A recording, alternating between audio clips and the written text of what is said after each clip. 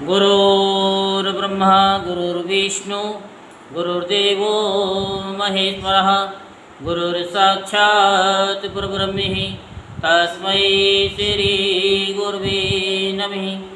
ओं गजाननं भूतगणादिसेवितं कपितजम्बुफलचारुभक्षणम् उमासुतं शोकविनाशकारिकं नमामि विघ्नेश्वरपादपङ्कजं। सच्चिदानन्दरूपाय विश्वोत्पत्त्यादिहेतवे तापत्रय विनाशाय श्रीकृष्णाय वयं नमः। आज हम आपको श्रीमद्भागवत महापुराण के 11वें स्कंद का 30वां अध्याय सुनाते हैं, जिसमें आपको यदुकुल का संहार के बारे में सुनाया जाएगा। तो आप सभी मन को एकाग्र करते हुए शांति पूर्वक कथा को श्रवण करेंगे। राजा परीक्षित ने पूछा, भगवान, जब महाभागवत उद्धव जी बद्री वन को चले गए तब भूत भावन भगवान श्री कृष्ण ने द्वारिका में क्या लीला रची। प्रभु यदुवंश शिरोमणि भगवान श्री कृष्ण ने अपने कुल के ब्रह्म शापग्रस्त होने पर सबके नेत्र आदि इंद्रियों के परम प्रिय अपने दिव्य श्री विग्रह की लीला का संवरण कैसे किया। भगवान जब स्त्रियों के नेत्र उनके लिए श्री विग्रह में लग जाते थे तब वे उन्हें वहाँ से हटाने में असमर्थ हो जाती थी। जब संत पुरुष उनकी रूप माधुरी का वर्णन सुनते हैं तब वह श्री विग्रह कानों के रास्ते प्रवेश करके उनके चित्त में गड़ सा जाता है। क्या हो जाता है? चित्त में गड़ जाता है। जो हम आपसे कहते हैं ना, बार बार सुनो। क्यों? क्योंकि जैसे कील ठोकते हैं तो बार बार हथौड़ी चलती रहती है, तो कील भी अंदर उतनी अंदर चलती रहती है। भगवान जब स्त्रियों के नेत्र उनके श्री विग्रह में लग जाते थे तब वे उन्हें वहाँ से हटाने में असमर्थ हो जाती थी। जब संत पुरुष उनकी रूप माधुरी का वर्णन सुनते हैं तब वह श्री विग्रह कानों के रास्ते प्रवेश करके उनके चित्त में गड़ सा जाता है, वहाँ से हटना नहीं जानता। क्योंकि यहाँ पर पहली बात तो आया नहीं जाता, और एक बार जो आ गया सच्चे मन से तो फिर वापस जाया नहीं जाता। उसकी शोभा कवियों की काव्य रचना में अनुराग का रंग भर देती है और उनका सम्मान बढ़ा देती है। इसके संबंध में तो कहना ही क्या है। महाभारत युद्ध के समय जब वे हमारे दादा अर्जुन के रथ पर बैठे हुए थे, उस समय जिन योद्धाओं ने उसे देखते देखते शरीर त्याग किया, उन्हें सारूप्य मुक्ति मिल गई। उन्होंने अपना ऐसा अद्भुत श्री विग्रह किस प्रकार अंतर्ध्यान किया। श्री सुखदेव जी कहते हैं कि परीक्षित, जब भगवान श्री कृष्ण ने देखा कि आकाश, पृथ्वी और अंतरिक्ष में बड़े बड़े उत्पात अशगुन हो रहे हैं, तब उन्होंने सुधर्मा सभा में उपस्थित सभी यदुवंशियों से ये बात कही। श्रेष्ठ यदुवंशियों, ये देखो, द्वारिका में बड़े बड़े भयंकर उत्पात होने लगे हैं। ये साक्षात यमराज की ध्वजा के समान हमारे महान अनिष्ट के सूचक हैं। अब हमें यहाँ घड़ी दो घड़ी भी नहीं ठहरना चाहिए। स्त्रियां, बच्चे और बूढ़े यहाँ से शंखों द्वार क्षेत्र में चले जाएं और हम लोग प्रभास क्षेत्र में चलें। आप सब जानते हैं कि वहाँ सरस्वती पश्चिम की ओर बहकर समुद्र में जा मिली हैं। वहाँ हम स्नान करके पवित्र होंगे, उपवास करेंगे और एकाग्र चित्त से स्नान एवं चंदन आदि सामग्रियों से देवताओं की पूजा करेंगे। वहाँ स्वस्ति वाचन के बाद हम लोग गौ, भूमि, सोना, वस्त्र, हाथी, घोड़े, रथ और घर आदि के द्वारा महात्मा ब्राह्मणों का सत्कार करेंगे। ये विधि सब प्रकार के अमंगलों का नाश करने वाली है और परम मंगल की जननी है। श्रेष्ठ यदुवंशियों, देवता, ब्राह्मण और गौओं की पूजा ही प्राणियों के जन्म का परम लाभ है। परिच्छेद सभी वृद्ध यदुवंशियों ने भगवान श्री कृष्ण की ये बात सुनकर तदास्तु कहकर उसका अनुमोदन किया और तुरंत नौकाओं से समुद्र पार करके रथों द्वार प्रवास क्षेत्र की यात्रा की। वहाँ पहुंचकर यादवों ने यदुवंश शिरोमणि भगवान श्री कृष्ण के आदेश अनुसार बड़ी श्रद्धा और भक्ति से शांति पाठ आदि तथा और भी सब प्रकार के मंगल कृत्य किए। ये सब तो उन्होंने किया, परंतु देव ने उनकी बुद्धि हर ली और वे उस मेरियक नामक मदिरा का पान करने लगे, जिसके नशे से बुद्धि भ्रष्ट हो जाती है। वह पीने में तो अवश्य मीठी लगती है, परंतु परिणाम में सर्वनाश करने वाली है। तब तीव्र मदिरा के पान से सब के सब उन्मत्त हो गए और वे घमंडी वीर एक दूसरे से लड़ने झगड़ने लगे। सच पूछो तो श्री कृष्ण की माया से वे मूढ़ हो रहे थे। उस समय वे क्रोध से भरकर एक दूसरे पर आक्रमण करने लगे और धनुष, बाण, तलवार, भाले, गदा, तोमर और रिष्टि आदि अस्त्रों से वहाँ समुद्र तट पर ही एक दूसरे से भिड़ गए।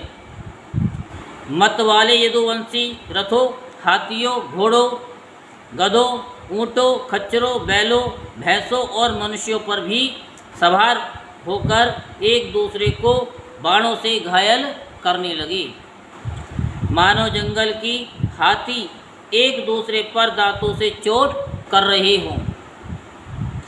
सबकी सवारियों पर भुजाएं फहरा रही थीं। पैदल सैनिक भी आपस में उलझ रहे थे। प्रद्युम्न सांब से, अक्रूर भोज से, अनिरुद्ध सात्विकी से, सुभद्र संग्रामजित से, भगवान श्री कृष्ण के भाई गद उसी नाम के उनके पुत्र से और सुमित्र सुरथ से युद्ध करने लगे। ये सभी बड़े भयंकर योद्धा थे और क्रोध में भरकर एक दूसरे का नाश करने पर तुल गए थे। इनके अतिरिक्त निष्ठम, उल्मुख, सहस्त्रजित, सतजित और भानु आदि यादव भी एक दूसरे से गुथ गए। भगवान श्री कृष्ण की माया ने तो इन्हें अत्यंत मोहित कर ही रखा था। इधर मदिरा के नशे ने भी इन्हें अंधा बना दिया था। दशहर, वृष्णि, अंधक, भोज, सात्व, मधु, अर्बुद्ध, माथुर, सूरसेन, विसर्जन, कुकुर और कुंती आदि वंशों के लोग सौहार्द और प्रेम को भुलाकर आपस में मार काट करने लगे। मूर्तावश पुत्र पिता का भाई, भाई का भांजा, मामा का नाती, नाना का मित्र, मित्र का सुहृद, सुहृद का चाचा, भतीजे का तथा एक गोत्र वाले आपस में एक दूसरे का खून करने लगे। अंत में जब उनके सब बाण समाप्त हो गए, धनुष टूट गए और शस्त्रास्त्र नष्ट भ्रष्ट हो गए, तब उन्होंने अपने हाथों से समुद्र तट पर लगी हुई एरका नाम की घास उखाड़नी शुरू की। ये वही घास थी जो ऋषियों के शाप के कारण उत्पन्न हुए लोहे में मूसल के चूरे से पैदा हुई थी। हे राजन, उनके हाथों में आते ही वह घास वज्र के समान कठोर मुद्गरों के रूप में परिणत हो गई। अब वे रोष में भरकर उसी घास के द्वारा अपने विपक्षियों पर प्रहार करने लगे। भगवान श्री कृष्ण ने उन्हें मना किया तो उन्होंने उनको और बलराम जी को भी अपना शत्रु समझ लिया। उन आताताइयों की बुद्धि ऐसी मूढ़ हो रही थी कि वे उन्हें मारने के लिए उनकी ओर दौड़ पड़े। कुरुनंदन, अब भगवान श्री कृष्ण और बलराम जी भी क्रोध में भरकर युद्ध भूमि में इधर उधर विचरने लगे और मुट्ठी की मुट्ठी एर का घास उखाड़ उखाड़ कर उन्हें मारने लगे।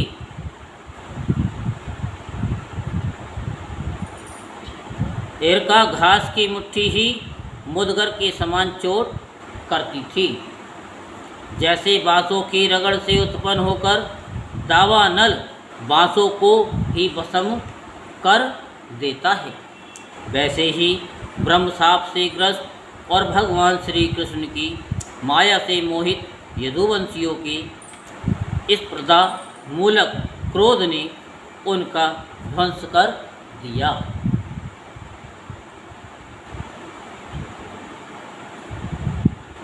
जब भगवान श्री कृष्ण ने देखा कि समस्त यदुवंशियों का संहार हो चुका है, तब उन्होंने ये सोचकर संतोष की सांस ली कि पृथ्वी का बचा खुचा भार भी उतर गया।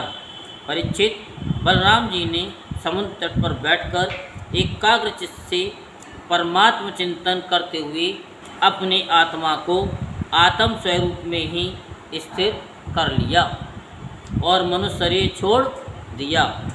जब भगवान श्री कृष्ण ने देखा कि मेरे बड़े भाई बलराम जी परम पद में लीन हो गए, तब वे एक पीपल के पेड़ के तले जाकर चुपचाप धरती पर ही बैठ गए। भगवान श्री कृष्ण ने उस समय अपनी अंगकांति से दीप्यमान चतुर्भुज रूप धारण कर रखा था और धूम से रहित अग्नि के समान दिशाओं को अंधकार रहित प्रकाशमान बना रहे थे। वर्षाकालीन मेघ के समान सामले शरीर से तपे हुए सोने के समान ज्योति निकल रही थी। वक्ष स्थल पर श्रीवत्स का चिन्ह शोभायमान था। वे रेशमी पीताम्बर की धोती और वैसा ही दुपट्टा धारण किए हुए थे। बड़ा ही मंगलमय रूप था। मुख कमल पर सुंदर मुस्कान और कपोलों पर नीली नीली अलके बड़ी ही सुहावनी लगती थी। कमल के समान सुंदर सुंदर एवं सुकुमार नेत्र थे। कानों में मकराकृत कुंडल झिलमिला रहे थे। कमर में करधनी, कंधे पर यज्ञोपीत, माथे पर मुकुट, कलाइयों में कंकन, बाहों में बाजू मंद, वक्ष स्थल पर हार, चरणों में नूपुर, अंगुलियों में अंगूठियाँ और गले में कौस्तुभ मणि शोभायमान हो रही थी। घुटनों तक वनमाला लटकी हुई थी। शंख चक्र गदा आदि आयुध मूर्तिमान होकर प्रभु की सेवा कर रहे थे। उस समय भगवान अपनी दाहिनी जांघ पर बायां चरण रखकर बैठे हुए थे। लाल लाल तलवार रक्त कमल के समान चमक रहा था। परीक्षित, जरा नाम का एक बहेलिया था। उसने मूसल के बचे हुए टुकड़े से अपनी बाण की कांसी बना ली थी। उसे दूर से भगवान का लाल लाल तलवा हिरन के मुख के समान जान पड़ा। उसने उसे सचमुच हिरन समझकर अपनी उसी बाण से बींध दिया। जब वह पास आया तब उसने देखा कि अरे ये तो चतुर्भुज पुरुष हैं। अब तो वह अपराध कर चुका था, इसलिए डर के मारे कांपने लगा और दैत्य दलन भगवान श्री कृष्ण के चरणों पर सिर रखकर धरती पर गिर पड़ा। उसने कहा, हे मधुसूदन, मैं अनजान में ये पाप किया है। सचमुच मैं बहुत बड़ा पापी हूँ, परंतु आप परम यशस्वी और निर्विकार हैं। आप कृपा करके मेरा अपराध क्षमा कीजिए। सर्वव्यापक सर्वशक्तिमान प्रभु, महात्मा लोग कहा करते हैं कि आपके स्मरण मात्र से मनुष्यों का अज्ञान अंधकार नष्ट हो जाता है। बड़े खेद की बात है कि मैंने स्वयं आपका ही अनिष्ट कर दिया। वैकुंठनाथ, मैं निरपराध हिरणों को मारने वाला महापापी हूँ। आप मुझे अभी अभी मार डालिए, क्योंकि मर जाने पर मैं फिर कभी आप जैसे महापुरुषों का ऐसा अपराध न करूँगा। भगवान संपूर्ण विद्याओं के पारदर्शी ब्रह्मा जी और उनके पुत्र रुद्र आदि भी आपके योग माया का विलास नहीं समझ सके और समझ पाते, क्योंकि उनकी दृष्टि भी आपकी माया से आवृत है। ऐसी अवस्था में हमारे जैसे पाप योनि लोग उसके विषय में कह ही क्या सकते हैं। भगवान श्री कृष्ण ने कहा, हे जरे, तो डर मत, उठ उठ, ये तो तूने मेरे मन का काम किया है। जा, मेरी आज्ञा से तू उस स्वर्ग में निवास कर जिसकी प्राप्ति बड़े बड़े पुण्यवानों को होती है। श्री सुखदेव जी कहते हैं, परीक्षित, भगवान श्री कृष्ण तो अपनी इच्छा से शरीर धारण करते हैं। जब उन्होंने जरा व्याध को ये आदेश दिया तब उसने उनकी 3 बार परिक्रमा की, नमस्कार किया और विमान पर सवार होकर स्वर्ग को चला गए। भगवान श्री कृष्ण का सारथी दारुक उनके स्थान का पता लगाता हुआ उनके द्वारा धारण की हुई तुलसी की गंध से युक्त वायु सूंघकर और उससे उनके होने का या होने के स्थान का अनुमान लगाकर सामने की ओर गया। दारुक ने वहां जाकर देखा कि भगवान श्री कृष्ण पीपल के वृक्ष के नीचे आसन लगाए बैठे हैं। असहाय तेज वाले आयुध मूर्तिमान होकर उनकी सेवा में संलग्न हैं। उन्हें देखकर दारुक के हृदय में प्रेम की बाढ़ आ गई। नेत्रों से आंसुओं की धारा बहने लगी। वह रथ से कूदकर भगवान के चरणों पर गिर पड़ा। उसने भगवान से प्रार्थना की, प्रभु, रात्रि के समय चंद्रमा के अस्त हो जाने पर राह चलने वाले की जैसी दशा हो जाती है, आपके चरण कमलों का दर्शन न पाकर मेरी भी वैसी ही दशा हो गई है। मेरी दृष्टि नष्ट हो गई है, चारों ओर अंधेरा छा गया है।